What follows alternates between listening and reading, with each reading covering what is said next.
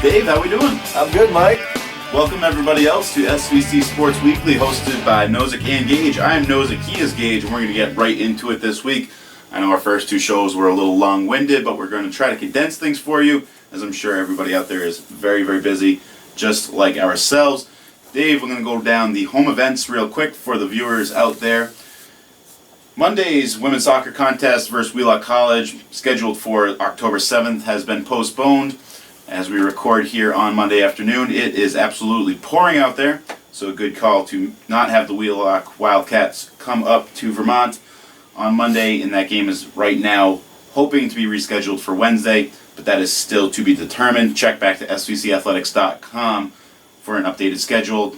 And while I'm at it, don't forget to follow us on Twitter at the SVC Athletics, and like the Facebook page that is Southern Vermont College Athletics. You can get instant results and news on all of those sites. Turning back to the home events this week, Tuesday men's soccer hosts Becker College for a 4 p.m. match. And then, as I mentioned, hopefully that women's soccer game gets in sometime during this week. And then this weekend on Saturday, men's soccer welcomes Green Mountain College for a 12:30 kickoff, and women's volleyball hosts Mitchell College for a 4:30 p.m. match. Again, those are on Saturday, October 12th. Mentioning women's volleyball, Dave, let's jump right into it with them. The Mountaineers had a couple of wins last week, both conference wins, first defeating Elms College here on their home court by a 3-0 margin, and then going down to Bay Path College on Saturday and knocking off those Wildcats 3-0, bringing SVC to 3-0 in the conference and looking really strongly going into the meat part of the league schedule here. Absolutely. They're doing exactly what they need to do right now. They're playing conference games. They're winning conference games. Like you said, 2 3-0 victories last week. And, I think this is what that tough non-conference schedule at the beginning of the season does for them. They played Clarkson, who is receiving votes. They've played Middlebury, who is receiving votes or is nationally ranked. I think those games help you when it comes to conference time, and I think that is what is being seen right now from our women's volleyball team. Oh, I don't see how it couldn't. And like you mentioned, Middlebury, a very strong group there.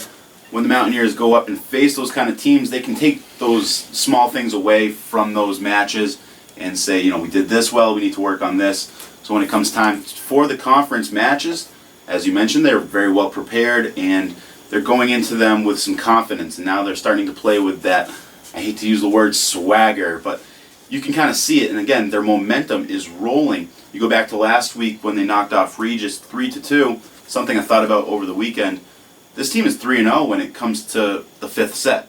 If they get pushed or they push the match to a fifth set, they've come out on top each time. Again, going back to their resiliency, their ability to not get down on themselves and carry that momentum into set wins and eventually match wins. Yeah, I think that comes along with.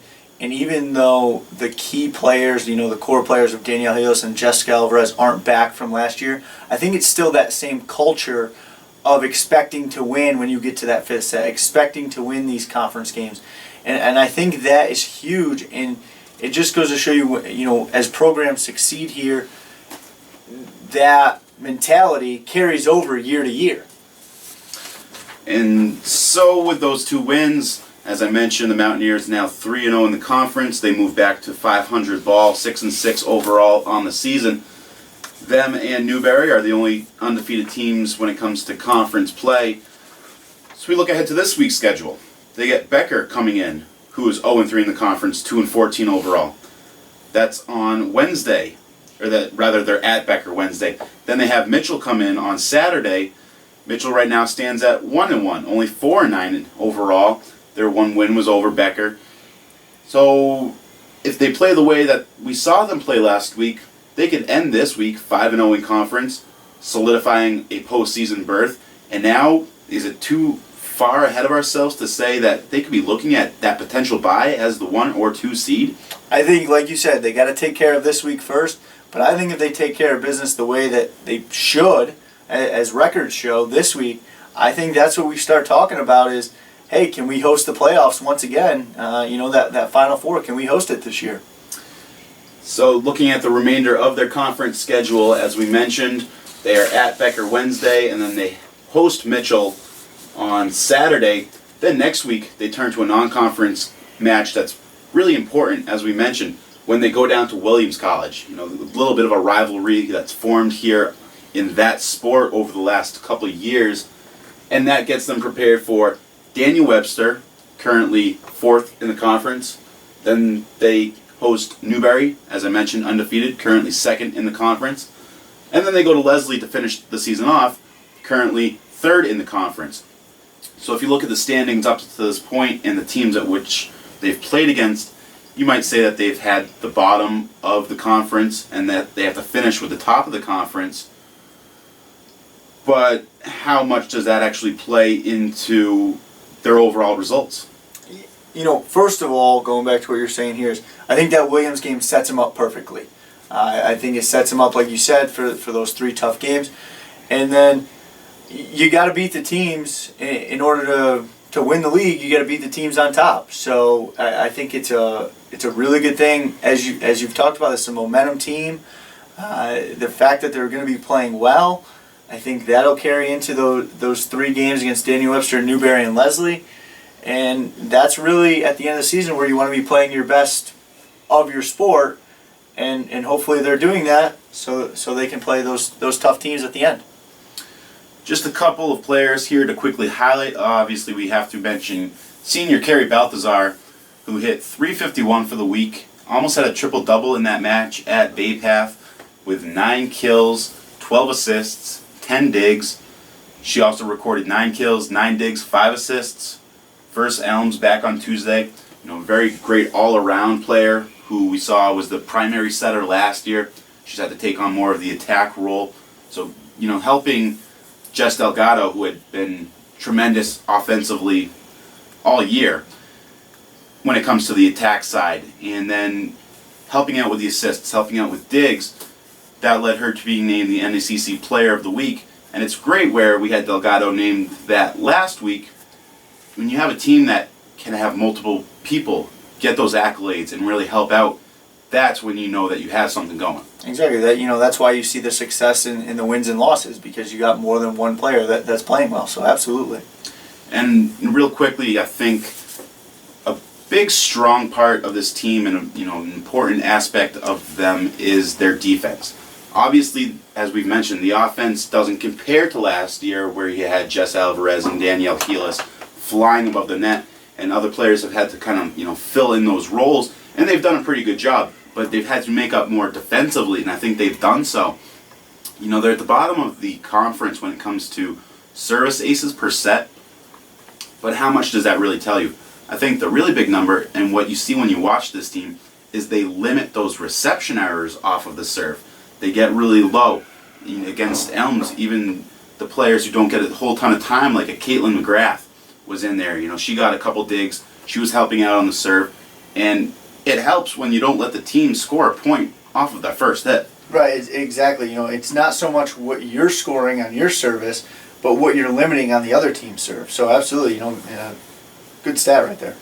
Again, women's volleyball is at Becker on Wednesday for a 7 p.m. match, and then they are home against Mitchell College on Saturday, 4:30 time. If you cannot make it, you can watch live stats and the live video stream through svcathletics.com. Dave, let's go up to women's soccer now, who only had 1 game last week. That was at Newberry College on Saturday.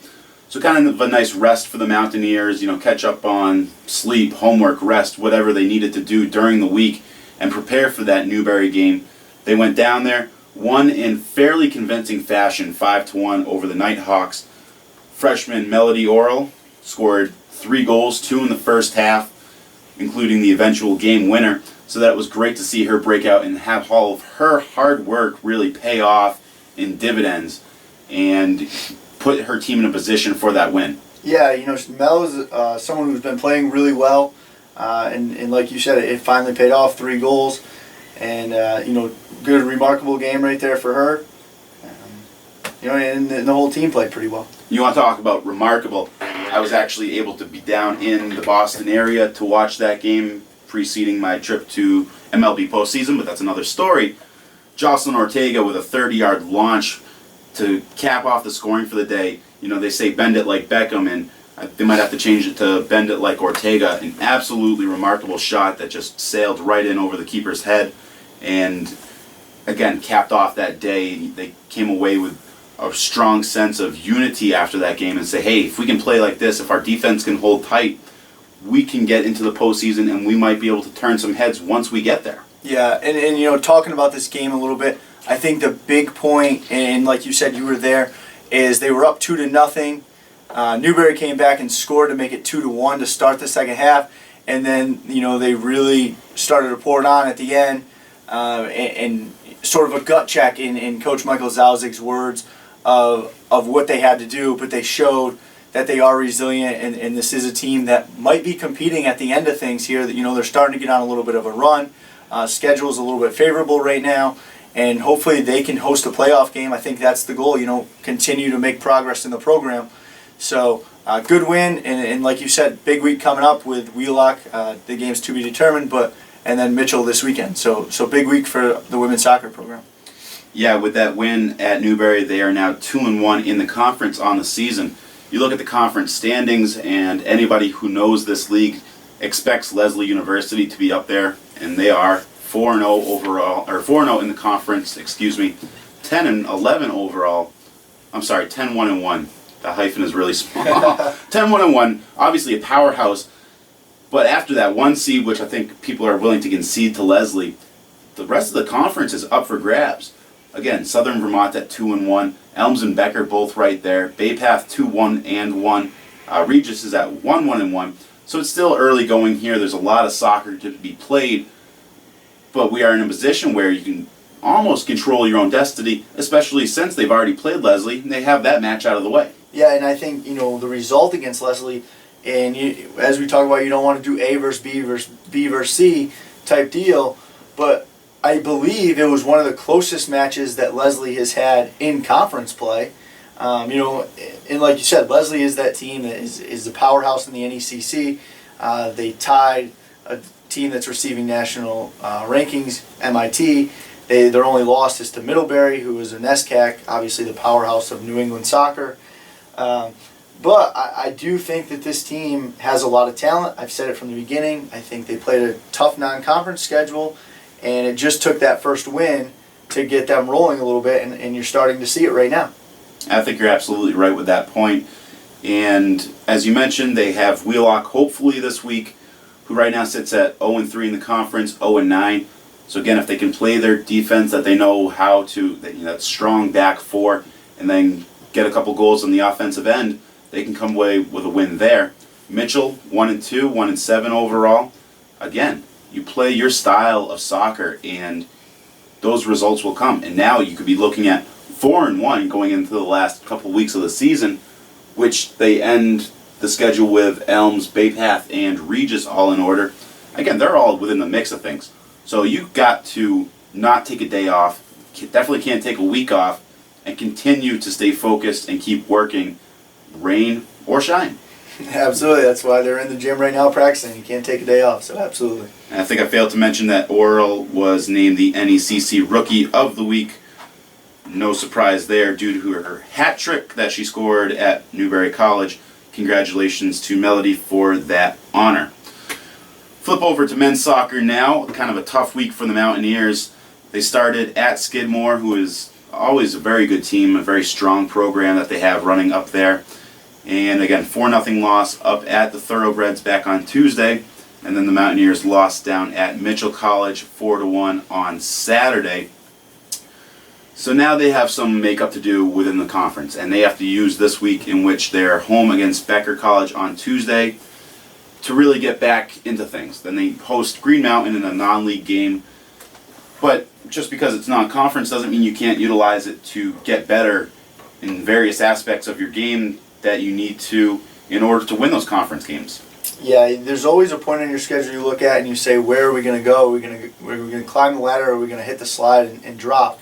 And I think this might be the week for our men's soccer team. It's 2 games that are very winnable. Becker is winless, I believe, on the season, and Green Mountain is a team that we tied in a scrimmage earlier in the year. But they're definitely games that I believe that we should have an advantage of. They're both home, So it's a big week for our men's soccer team, a chance to even the conference record, get back in the swing of things. But going back to last week, I think 2 tough teams, so you just have to let them go and like you said, move on to this week and big week here. Yeah, absolutely. Mitchell sits at the top of the conference, so they are no slouch. Losing 4-1 is no demoralizing loss by any stretch. So now, as you mentioned, get it out of your head, move on, take this match against Becker, and move back to 2-2 in the conference. And same with the women's side. It's a real big mix. It's early going in the league schedule, where anyone can really make things happen depending on how they want to play. And if the Mountaineers want to put their heads down and harp on last week, then they're not going to have those favorable results. If they want to say, forget about it, let's move on, let's get a couple wins, get the ball rolling, then they can find themselves back in the postseason. Absolutely. So the men, again, hosting Becker College on Tuesday up at Everett Field at 4 p.m. And then they have Green Mountain College come in for a 12:30 start on Saturday. We hope to see you at both of those matches. Finish it up with cross country now. Let's start with the men, Dave. They were up at Keene State College for the Keene Invitational this past weekend on Saturday. They finished 9th overall out of an 11-team field. Now those 11 teams were pretty strong. A couple D2s, including St. Anselm's College, St. Mike's was there. And 9th, Coach Kathleen Newton was thrilled by. She loved the fact that they could come away with some impressive results, especially on the individual side. Junior Herson Canta, again, leading the team. He came in 24th overall with a time of 28:33. She said the course is fairly flat, a little hilly, definitely nothing compared to the SVC course, but again, nothing compared to more of the flatter courses that they're going to see throughout the rest of the year, in which they'll be able to take some of these times down. Mm-hmm. Yeah, I think it's same thing as we have talked about in previous weeks. Herson putting up good times, a couple other guys putting up good times. But again, it's all, in every sport, but I think especially in cross country, it's all preparing for that NECC meet, preparing for those NCAs if you're lucky enough to get there. So, I don't know as far as improvements comparative of where Herson's time was, but 24th and against 11 really good teams is pretty good. And yes, this is a new show, but Herson Canta was named the NECC Runner of the Week for his performance up at Keene. The 3rd time this season that he has received that award, 2nd straight. Unfortunately, he won't be able to make it 3 straight as the Mountaineers take a week off from competition. They'll not be racing this weekend as they kind of get some rest and prepare for next week's Golden Bear Invitational at Western New England University. And that's a race that both the men and the women saw, in really impressive times last year. So the guys who want to, get some seconds off of their personal bests, maybe dig a little deeper into that all-time school record list, will have the opportunity to do there, both because of the course itself and having that extra week off. Freshman Corey Barcombe also ran a strong race for the Mountaineers, finishing 3rd with a time of 31:14. And again, congratulations to Herson for being named the NECC Runner of the Week.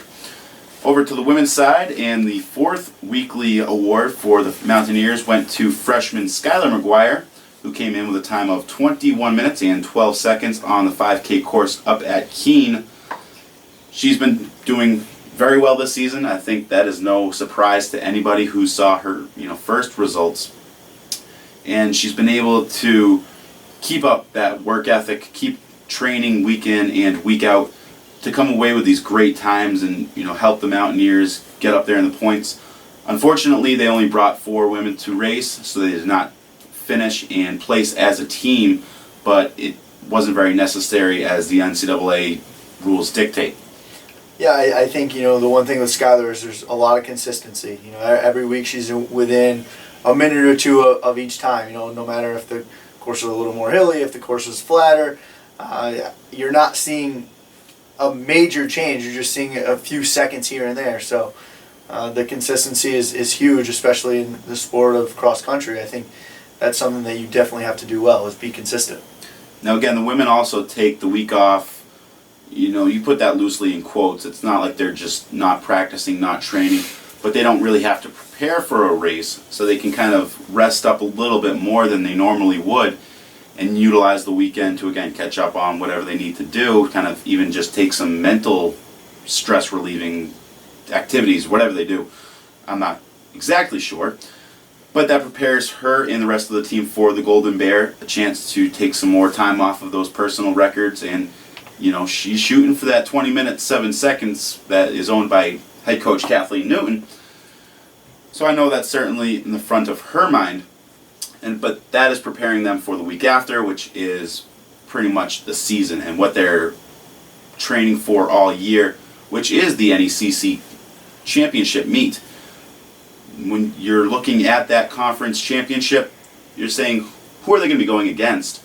This past weekend at Keene, they raced against Newberry College and Elms College, and Skylar did better than any runner, freshman or otherwise, out of those 3 conference teams. So that has to make the coach, Skylar, and the rest of the team feel pretty good. Yeah, I think those are the great meets, is when you're going up against other teams in the conference and you see, hey, how do we compare against the teams that we're going to see at the NECC championships?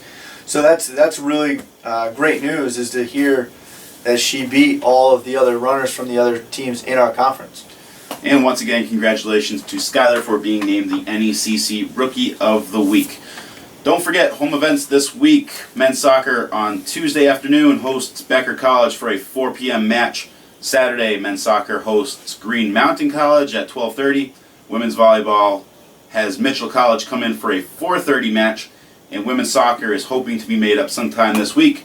Check svcathletics.com for the updated schedule. And as I mentioned earlier in the program, like the Southern Vermont College Athletics Facebook page and follow them on Twitter at the SVC Athletics, hashtag Let's Go SVC.